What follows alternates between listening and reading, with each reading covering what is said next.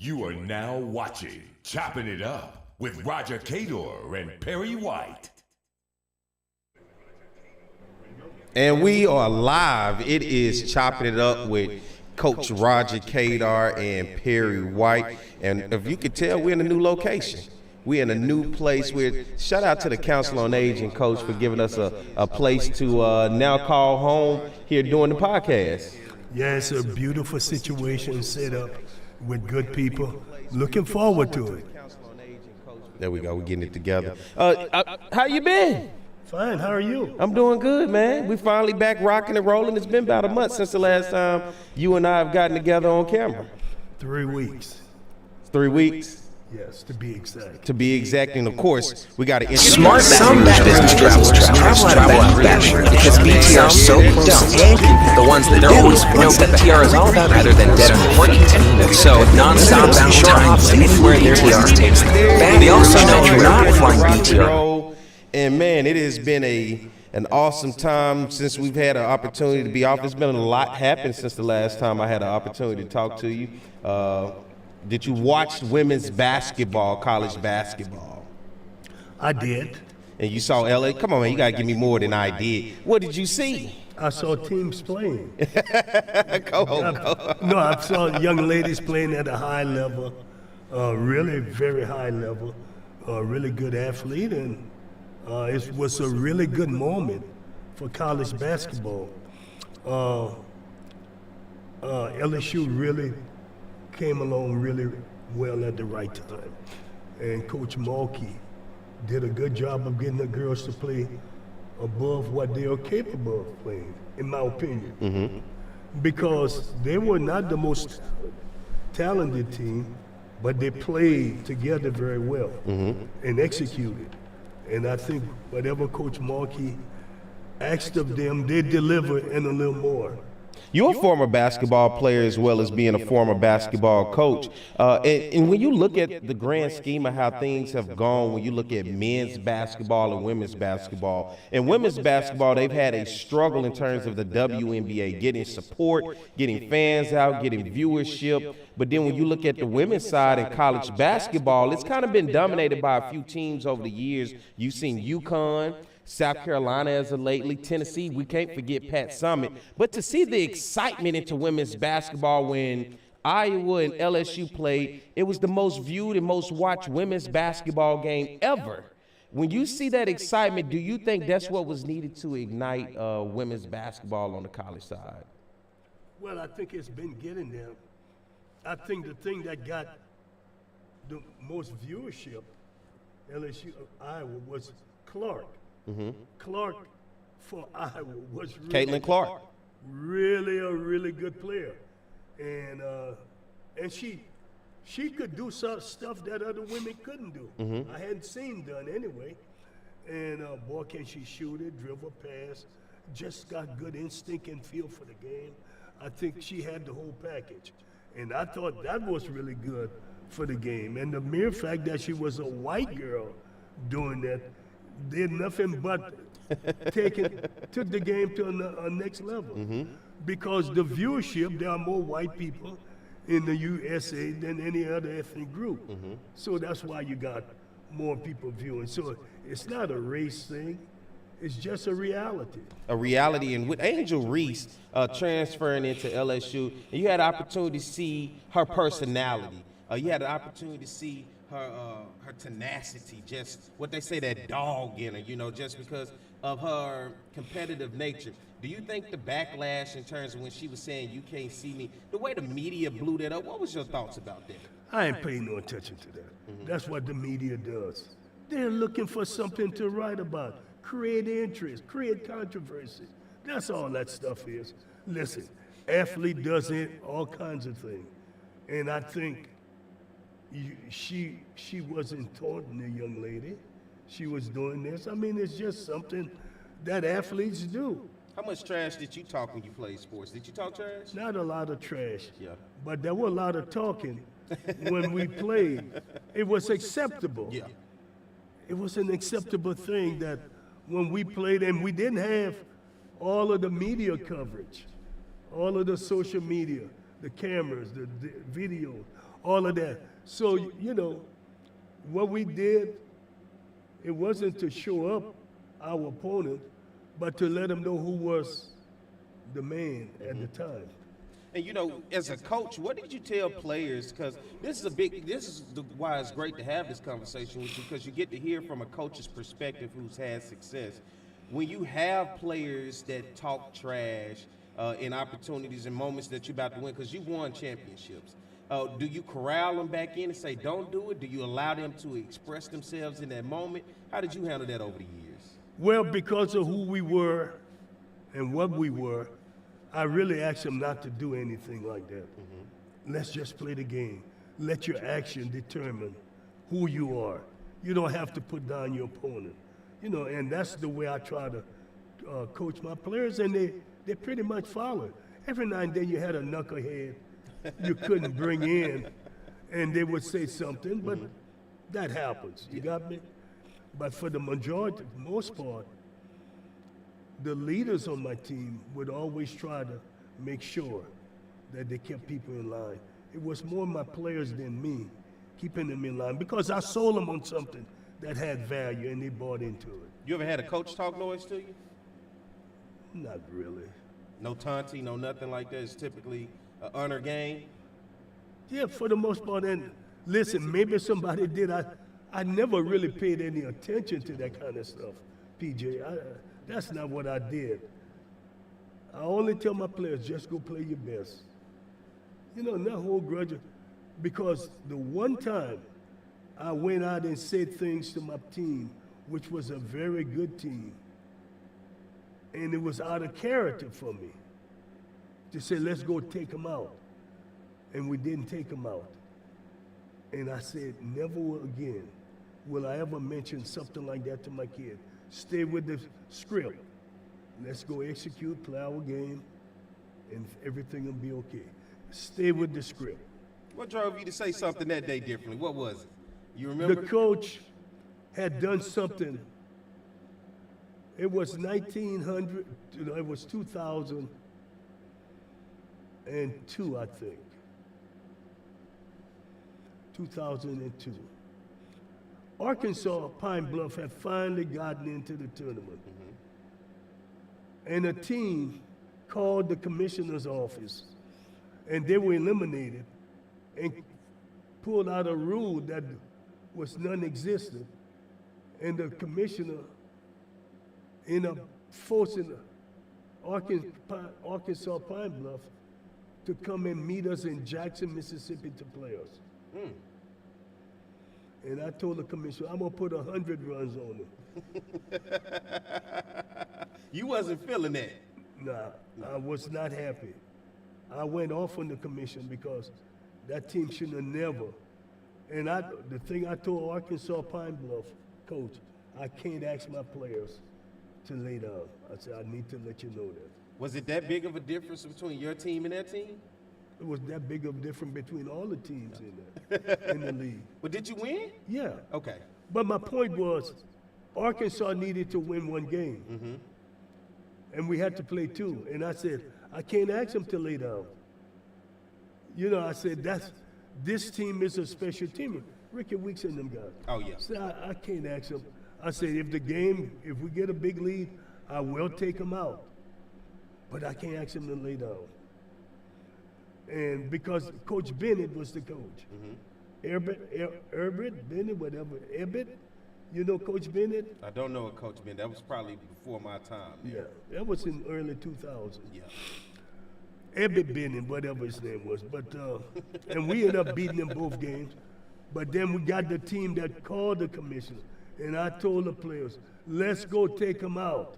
Who called the commissioner on you? No. Who called the commissioner to force us to play Arkansas? Oh, another team, Pine Bluff didn't even do that. Another team did that. Pine Bluff were in. There was no need to play. And so I told the players we're going to take them out. And unfortunately, we beat them, but it was a relatively tight game. And we were so much better than that team. So my team played tight because I was asking them out of character to do something that normally I don't do. Let's do this then. Let's get ready to take a break, and we'll come back and we'll continue the conversation with more of Chopping It Up with Coach Cador. I'm Perry White. He's Roger Cador. My man on the board is Garrett Edgerson. So we'll take a break, pay some bills, and come right back and have some more conversation with you guys. All right? Looking to get some keys made, locks rekeyed, or a wide variety of new and used safe? Then look no further than the trusted choice of Alfred Safe and Lock, conveniently located off of Government Street in Safe Needs. Trusted by Baton Rouge and me, Roger Cador, to protect what is yours since 1946.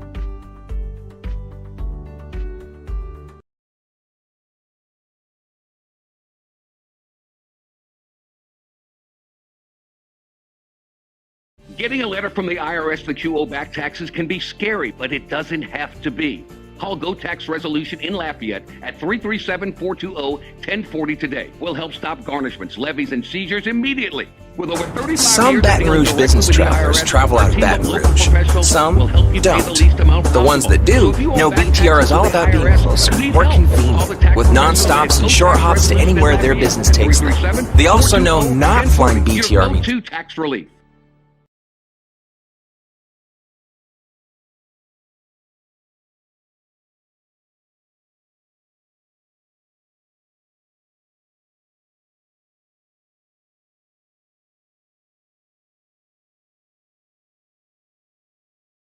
Some Baton Rouge business travelers travel out of Baton Rouge. Some don't. The ones that do know BTR is all about being closer, more convenient, with nonstops and short hops to anywhere their business takes them. They also know not flying BTR means more traffic, longer lines, and wasted time. So if it's about going from driveway to runway with a lot less highway, isn't it about time you flew BTR?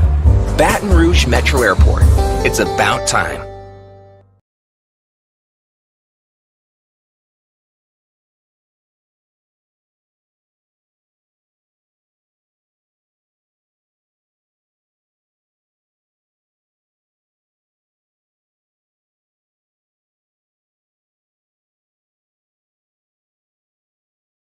Smart Baton Rouge business travelers travel out of Baton Rouge because BTR is so close and convenient. They're always one step ahead, rather than dead on their feet. So, isn't it about time you flew BTR? Baton Rouge Metro Airport. Locksmith at Alfred for all of your residential, commercial, and industrial lock and safe needs. Trusted by Baton Rouge and me, Roger Cador, to protect what is yours since 1946. Getting a letter from the IRS that you owe back taxes can be scary, but it doesn't have to be. Call Go Tax Resolution in Lafayette at 337-420-1040 today. We'll help stop garnishments, levies, and seizures immediately. With over 35 years of dealing directly with the IRS, our team of local professionals will help you pay the least amount possible. So if you owe back taxes to the IRS, you need help. Call the tax professionals at Go Tax Resolution in Lafayette at 337-420-1040. Your go-to tax relief.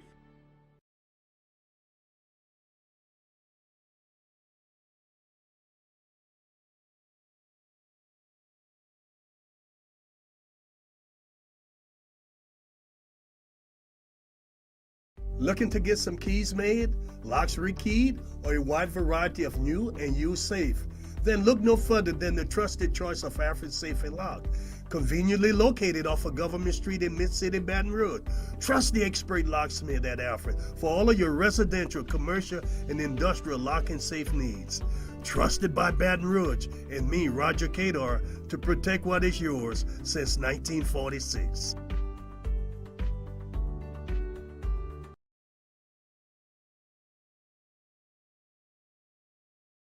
Getting a letter from the IRS that you owe back taxes can be scary, but it doesn't have to be. Call Go Tax Resolution in Lafayette at 337-420-1040 today. We'll help stop garnishments, levies, and seizures immediately. With over 35 years of dealing directly with the IRS, our team of local professionals will help you pay the least amount possible. So if you owe back taxes to the IRS, you need help. Call the tax professionals at Go Tax Resolution in Lafayette at 337-420-1040. Your go-to tax relief.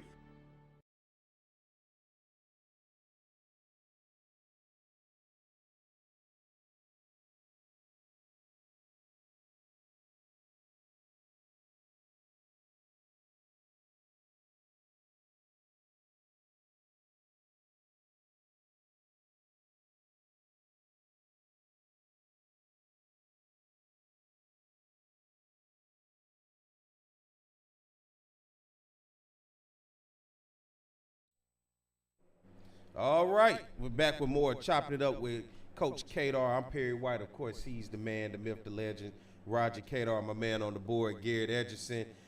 Coach, what you think about our new home? I love it. It's made to order. Is that the good place to say it? Way to say it? It's made to order. I like it, and I think it's going to be nice for us. You know, and we got a good.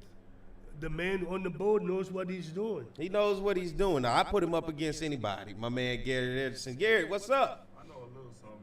I don't know about a lot. I know a little something. Can we hear you? Oh, I don't know. Can you? Y'all hear you now. Can y'all hear me now? I know a little something, but not a lot. He know enough. He know enough to help us out, Coach. Well, I know when we do a Zoom call, we'll be at least able to get it through and not wait an hour before we could get the person on. You hear Coach throwing shade this morning?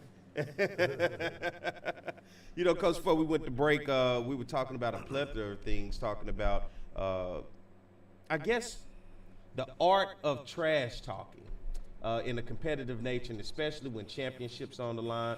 But as we move forward from that, man, other than that, it's been 3 weeks. I'm excited. We've changed places. As you can tell, it's a whole new place. We got a new home.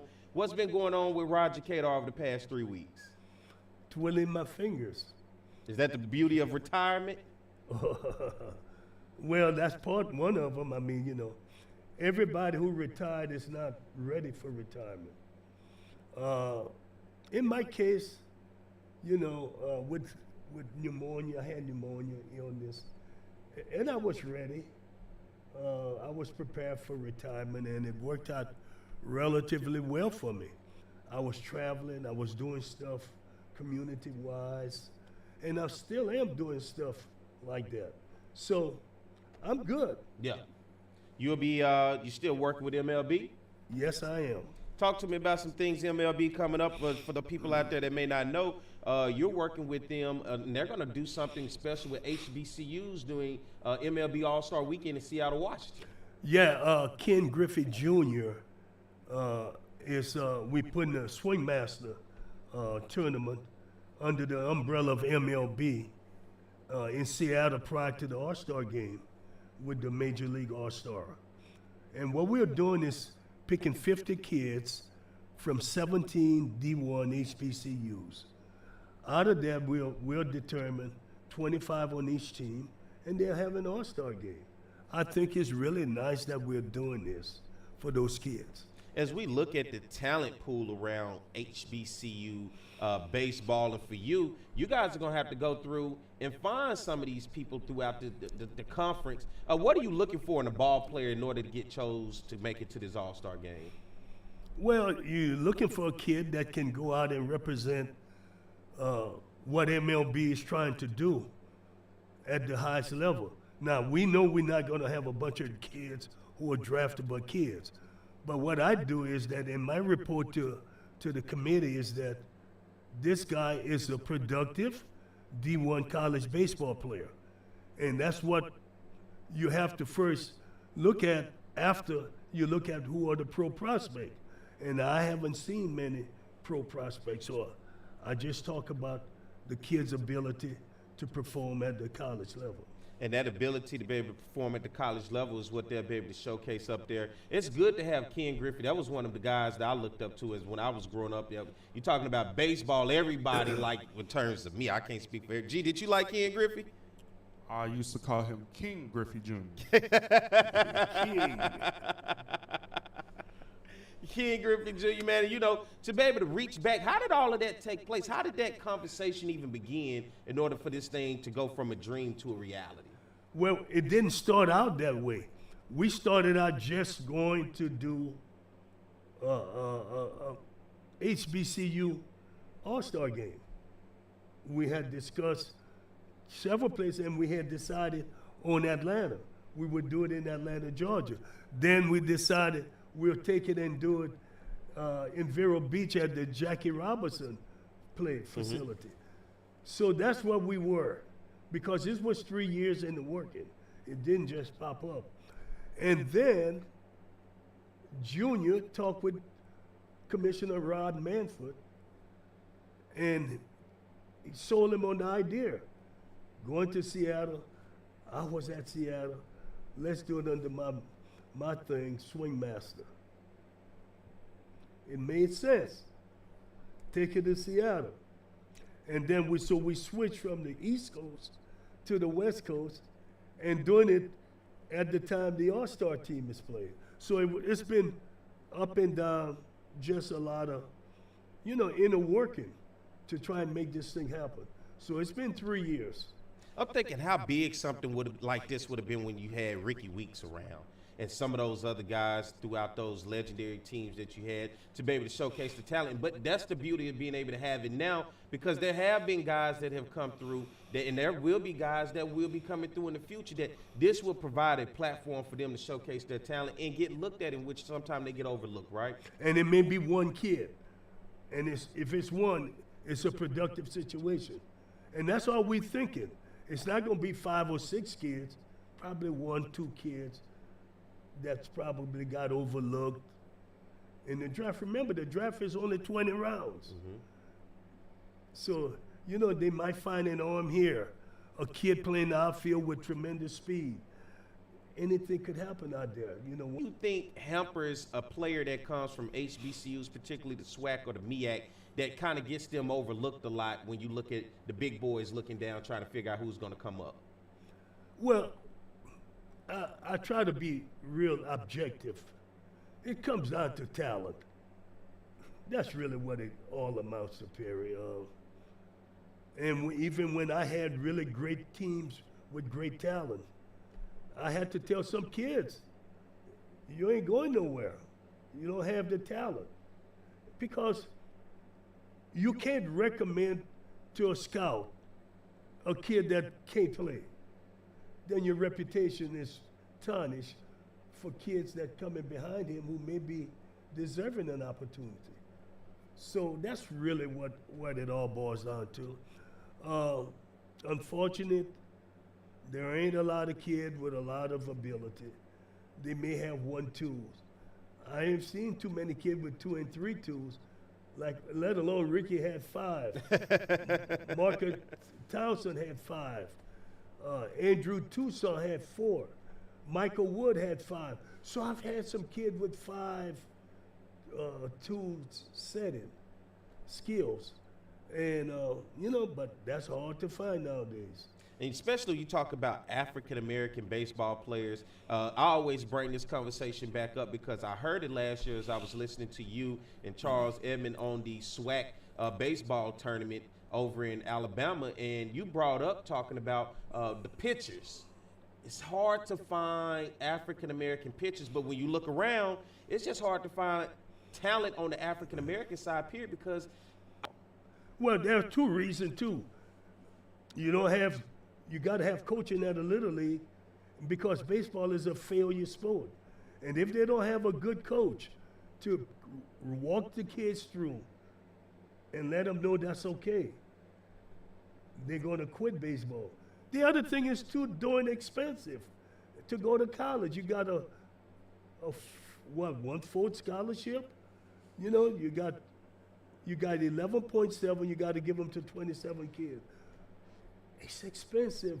Kids ain't got the money to go to school, so you lose players that way.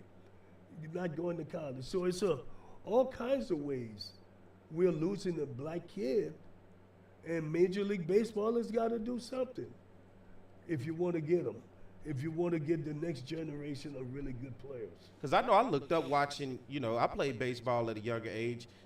What we looked forward to was to watch the Little League World Series. And if it wasn't the Little League World Series, you played Junior Babe Ruth, you played Cal Ripken League. In those leagues, when you look at communities of ours, the urban communities, man, they were sprawling with fields that were overloaded with talent. And then especially when you get those all-star teams, once they picked everybody, the best of the league, and you start to go travel and play regional ball and go to all over the place, man, you had some of the best talent around. But now when you look at most of those cities, because I can speak of Pine Bluff, Arkansas, plenty of baseball fields everywhere. Now it's like people disappeared. They did, yeah. I mean, that's really, it's a lost nation. And so that's the way I like to look at it. The black kid is a lost nation as it relates to baseball. And it's lost because we lost the black male to a large extent.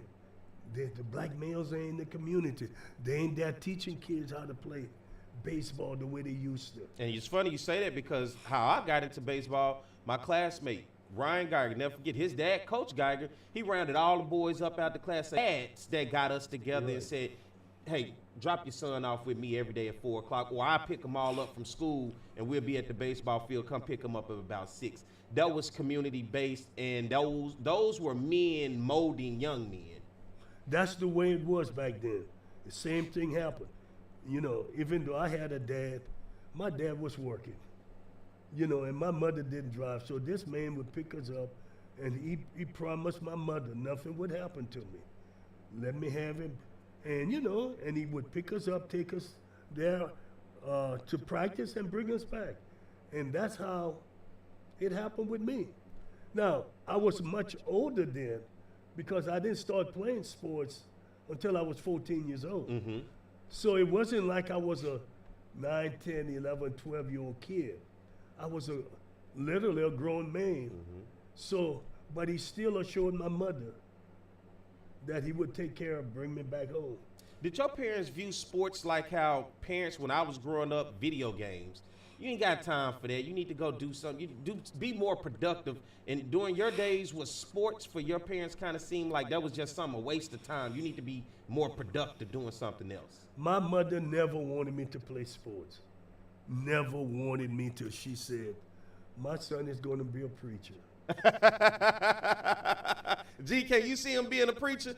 I could definitely see that, Coach. I could see that. I am a preacher anyway. And that's what she wanted. And with my dad, it didn't matter because he was a pretty good baseball player.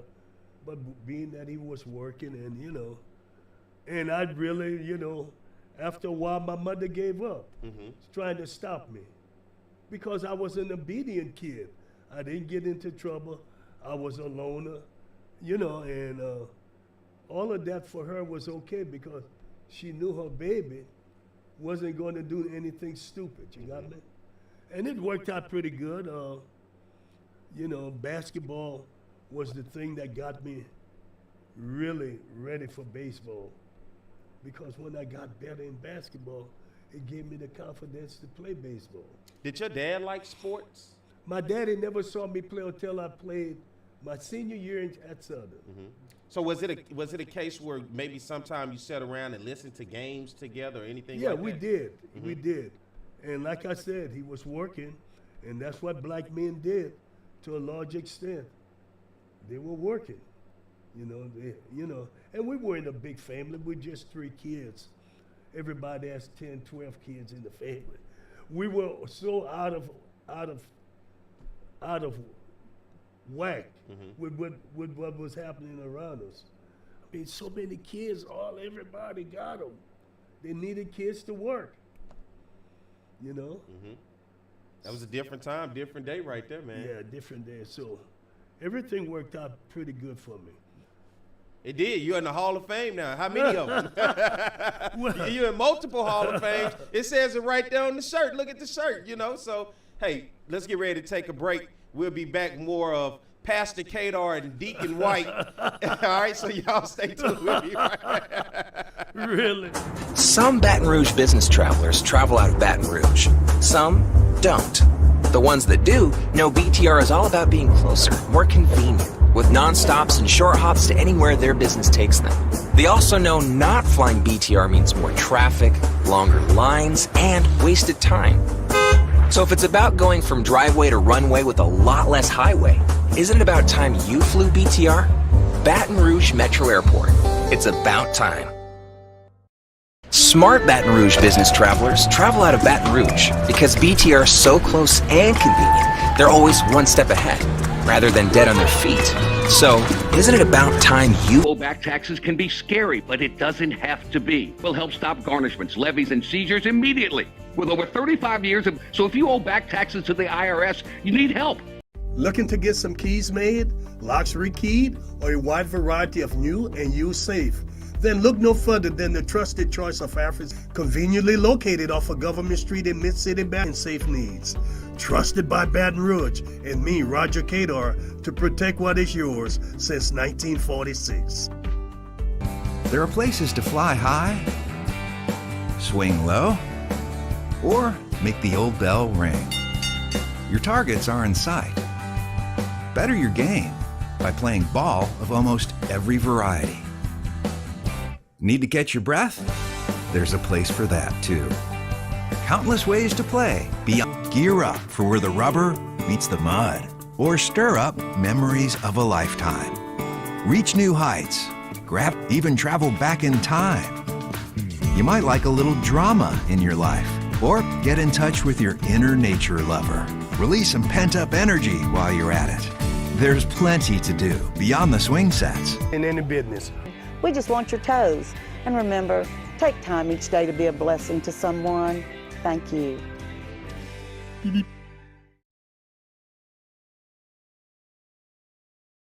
Some Baton Rouge business travelers travel out of Baton Rouge.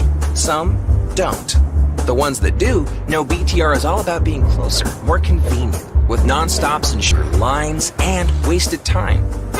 So if it's about going from driveway to runway with a lot less highway, isn't smart dead on their feet? It's scary, but it doesn't have to be.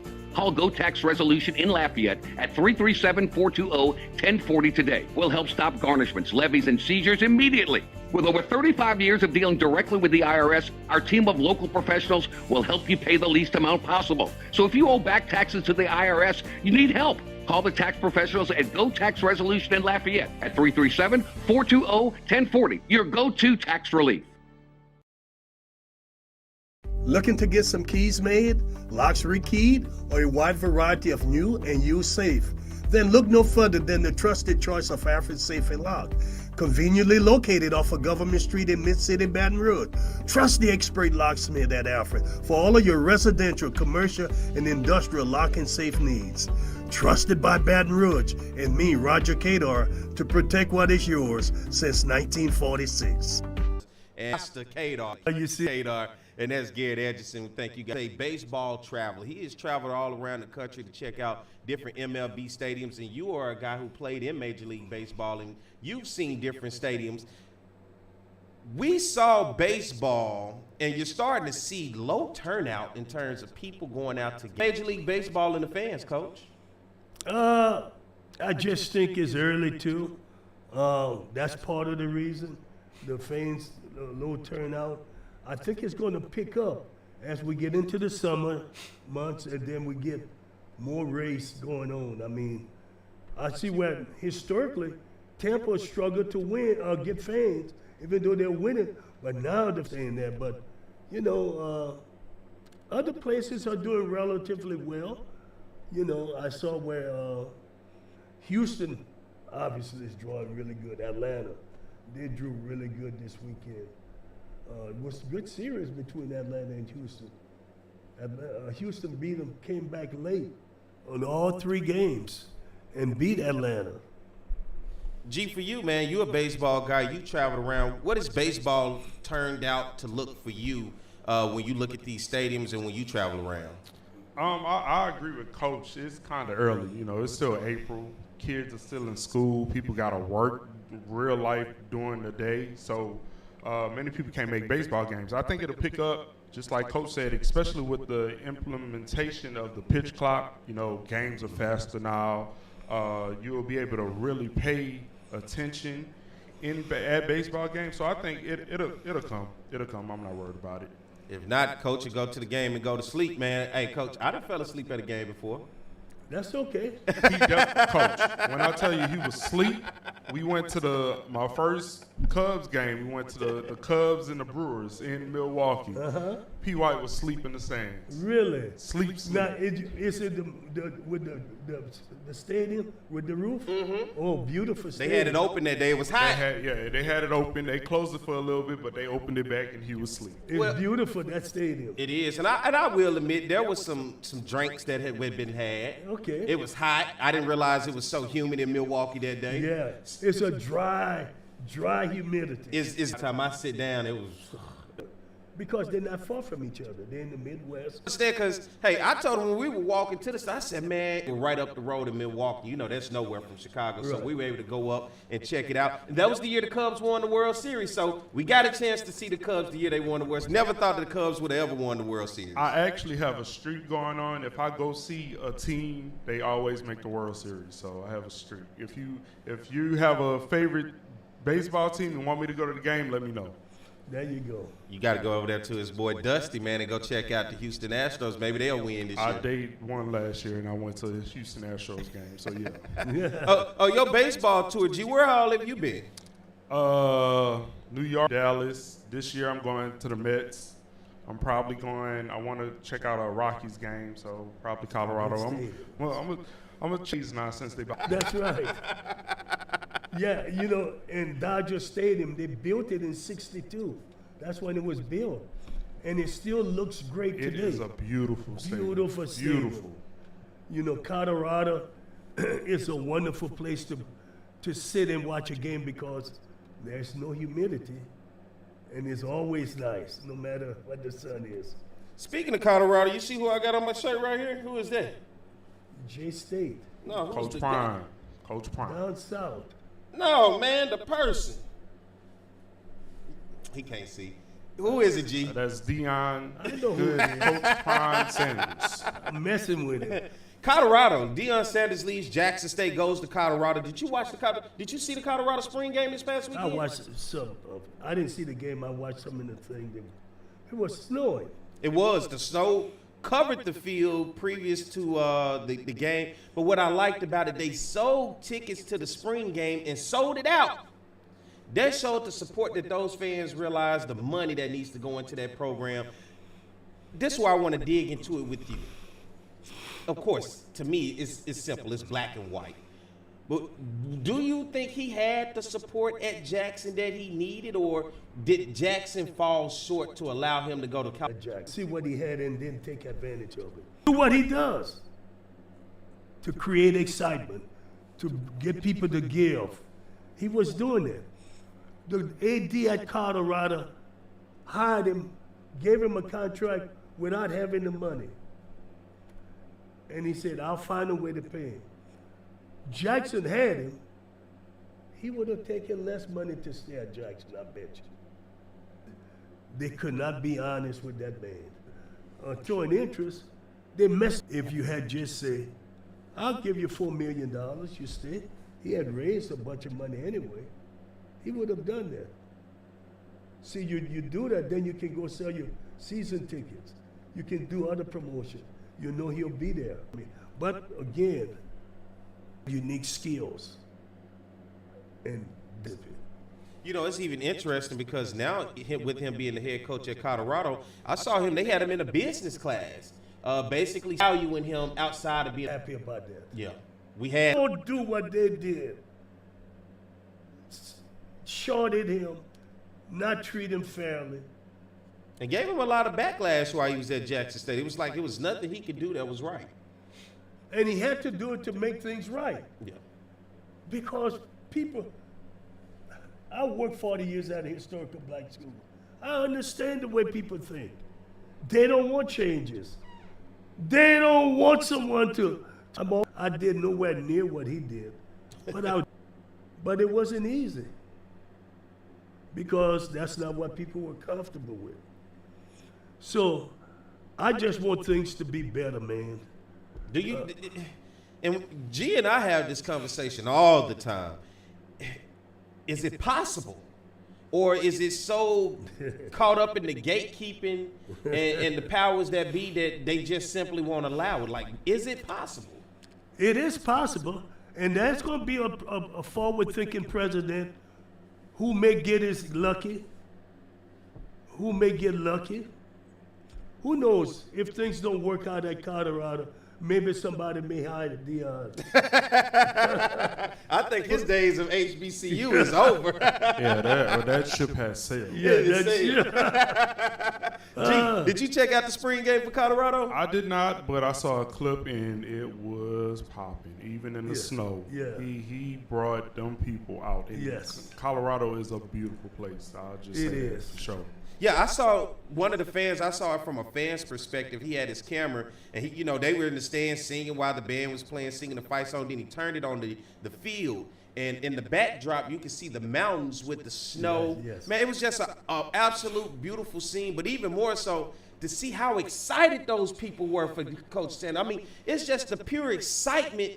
And for me, I was excited to have him in the SWAC, but it was like we wanted to just. What he said, if I ain't SWAC, who is SWAC? If we wanted to push him out. Yeah. We couldn't understand the type of, and then when he did SWAC Media Day, he would sit down and he told him, are we paying attention to what we doing? We say we this, we say we that, but look what we settling for. And people that rub people the wrong way, but in actuality, I was soaking it in like, you're right. He told them about all that. They'd go and play, get money, guarantee money, and hey, it's for nothing. Say if they pay the other school a meal, pay us a meal. What I'm gonna do with $400,000 from the travel of me, the band, the cheerleaders, and by the time we get done, what I got left? But the promoter done walked away with all the money. Listen, you made me forget what I was thinking about something. When he went there, he brought some cook from Jackson, Mississippi, to cook for the kids. He did. He's smart enough to know that the people in Colorado, he's gonna bring in a lot of African American kids, and you got to be able to cook where they can eat. And so he did that. He's going to change the culture of the band.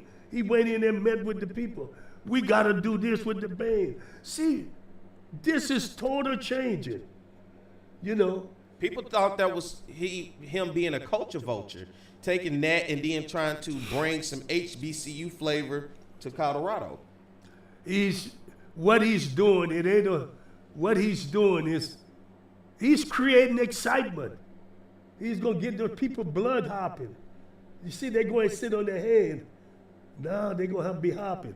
Even the dancing dolls. He's brought in someone to teach them how to have a little more shake in them. I like what he's doing. I mean, me too, man. I enjoyed you. What you think?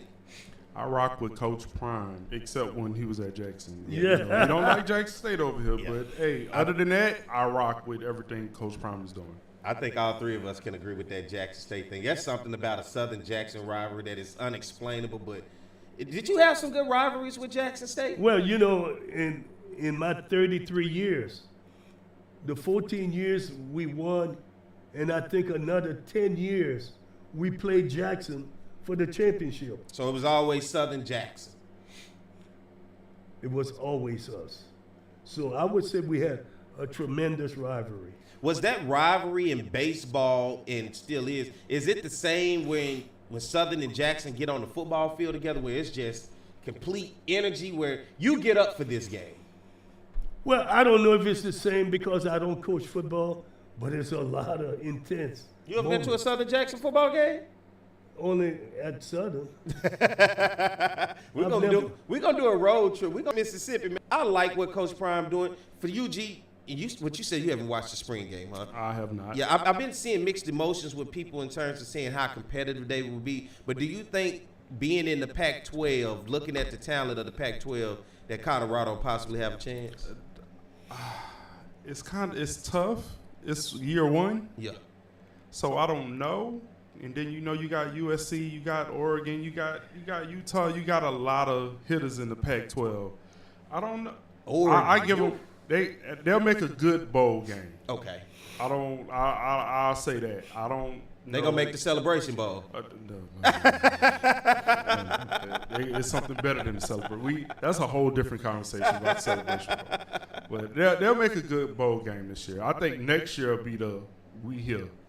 Like we come see us. That's what it is. Yeah. He get a recruiting class. He say he still got some dogs that ain't even there yet that we'll find out over the summer. You been watching NBA? You a basketball guy. I want to go back to Deion. Go ahead. If they don't get defensive linemen and some offensive linemen that are really good, all of those skill position players can't do it. Mm-hmm. You got to have the big people.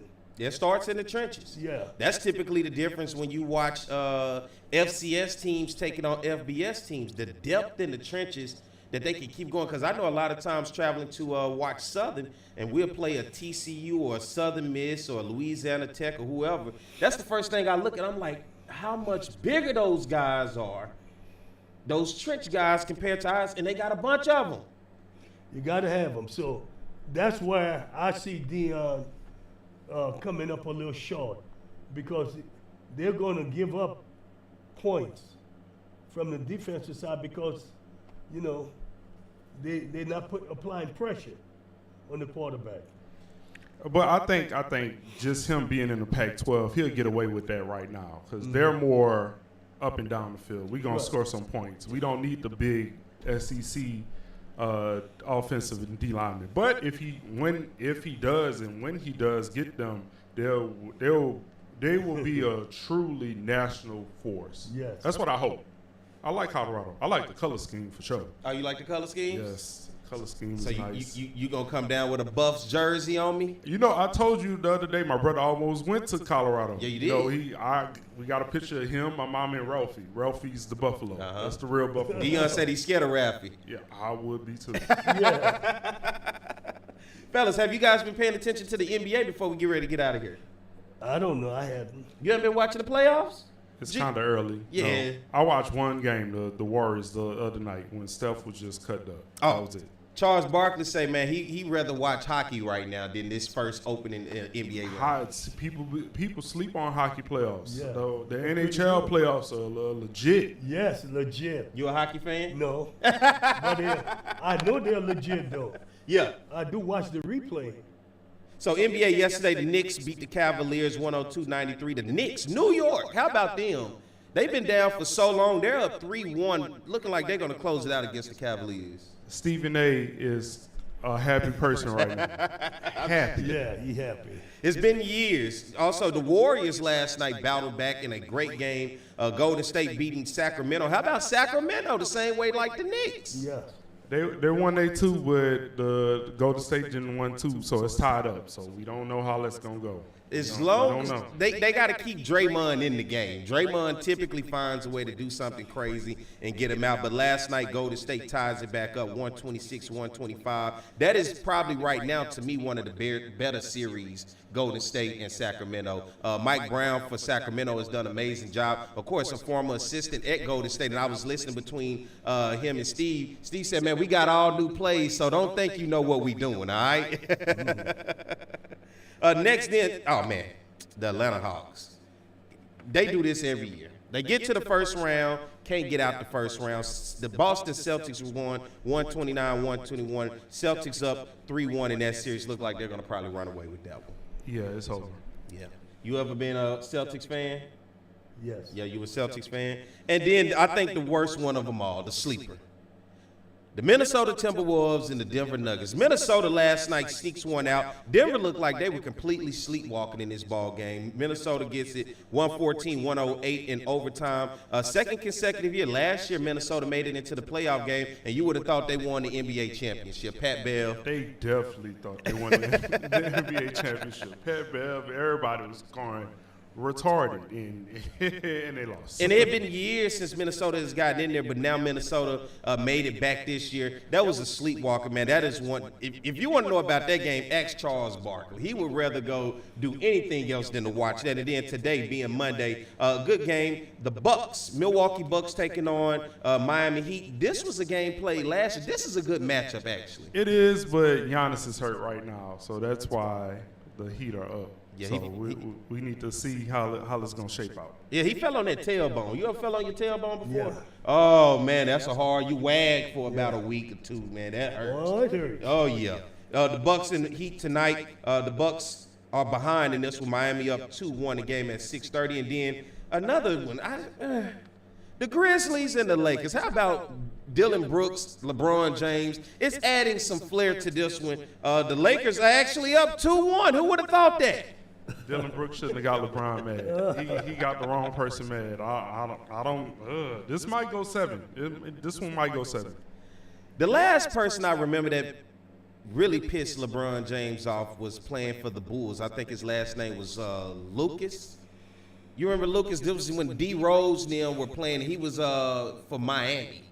Oh, man, he had that look in his eye. When he had that look, I was like, man, he zoned out. And he completely balled out the rest of that series. Right now, I don't know if they got enough to get out of this one and then continue this through the playoffs. Yeah, I think it'll stop in the next round. But, hey, you take it round by round. Anything can happen in the playoffs.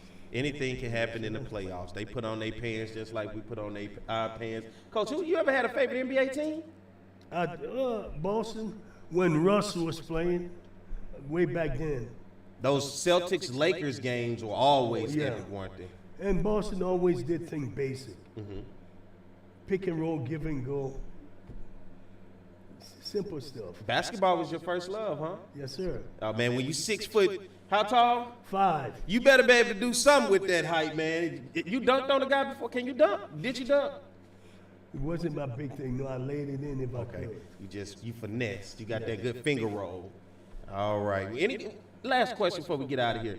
Did you have a favorite basketball player growing up? What you laughing for? Man, you asking these questions. Yeah, I want to know. Don't nobody know from you, man. Perry White was his name. Perry White. Oh, it must have been a great guy, you know. Yeah, must have. So you just like them pastors. Here we go. I'm still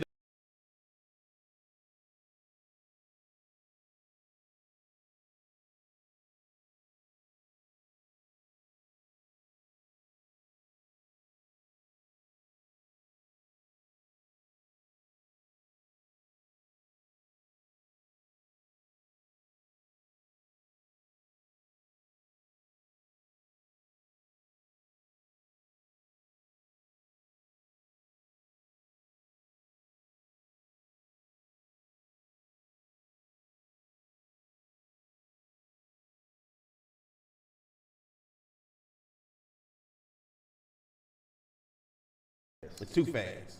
Yeah. All right, with everybody out there listening, we want to thank you guys for tuning in. And if you didn't catch us live, man, next week we'll be back on Monday at 10 o'clock. We're live every Monday, 10. And if you don't catch us live, hit that subscribe button if you're catching us after the fact to be able to subscribe. You'll see the notification next week when we do go live, all right? So be sure to check back with us next week. Go back, share this. Like that one, Coach. Coach said he was almost a pastor. That's why I can't let that go. He was almost a pastor. So from now on, that's going to be our inside joke. No, So it won't. It won't? You don't like that? I don't want to give people the wrong idea. Oh, no, I don't think they're gonna get the wrong idea, because everybody knows you can't change from being coach to pastor. Everybody, you forever be Coach Cador. All right, so let's get ready to get up out of here. Of course, I'm Perry White. He's Roger Cador, my man Ged Edgerton. We're about to get ready to roll out of here. Catch you guys next week. All right.